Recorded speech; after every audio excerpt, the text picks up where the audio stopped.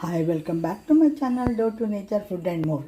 ಈಗ ನೋಡಿ, ನಾನು 1 ಪಾಟ್ ಮೀಲ್ ಮಧ್ಯಾಹ್ನದಾಗ ಬೇಜಾರಾಗಿತ್ತು ಅಡುಗೆ ಮಾಡಲಿಕ್ಕೆ ಅಂದ್ಕೊಂಡು ನಾನು ಏನು ಮಾಡಿದೆ, ಒಂದು ರೆಡ್ ವರ್ಮಿಸಲಿ ಇರ್ತಾವಲ್ಲ, ರೆಡ್ ರೈಸದ್ದು ವರ್ಮಿಸಲಿ ಇದ್ರದ್ದು ಭಾತ್ ಮಾಡ್ತಾಯಿದ್ದೀನಿ. ಇವಿಷ್ಟು ತೊಗೊಂಡಿದ್ದೀನಿ, ರೆಡ್ ರೈಸ್ ವರ್ಮಿಸಲಿ, ಆಮೇಲೆ ಶಾವಿಗೆ, ಆಮೇಲೆ ಇದಕ್ಕೆ ಒಂದು ಈರುಳ್ಳಿ, ಒಂದು ಟೊಮ್ಯಾಟೊ, ಆಮೇಲೆ ಹಸಿಮೆಣಸಿನ್ಕಾಯಿ, ಕರಿಬೇವು, ಕೊತ್ತಂಬರಿ ತೊಗೋತೀನಿ. ಆಮೇಲೆ ಒಂದು ಸ್ವಲ್ಪ ಹಸಿ ಬಟಾಣಿ ಇತ್ತು, ಬಿಡಿಸಿಟ್ಕೊಂಡಿದ್ದೀನಿ. ಇದನ್ನೆಲ್ಲ ಹಾಕಿ ಹೆಂಗೆ ಮಾಡೋದು ಅನ್ನೋದು ತೋರಿಸ್ತಾ ಇದ್ದೇನೆ.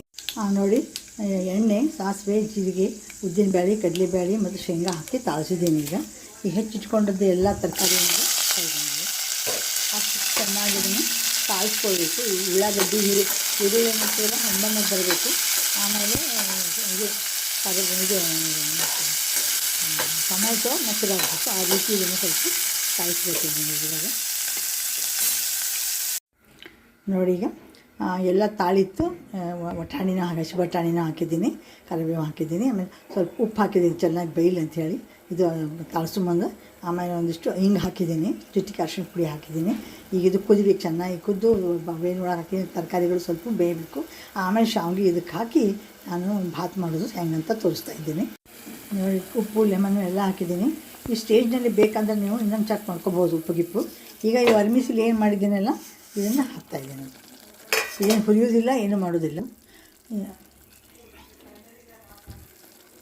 ನೋಡಿ, ಈಗ ವರ್ಮಿಸಲಿ ಹಾಕಿದ್ದೀನಿ. ಇದು ರೋಸ್ಟೆಡ್ ಇರ್ತಾವೆ, ಹುರಿಯೋದು ಏನು ಬೇಕಾಗಿಲ್ಲ. ಇದು ಚೆನ್ನಾಗಿ ಈಗ ಮಿಕ್ಸ್ ಮಾಡಬೇಕು.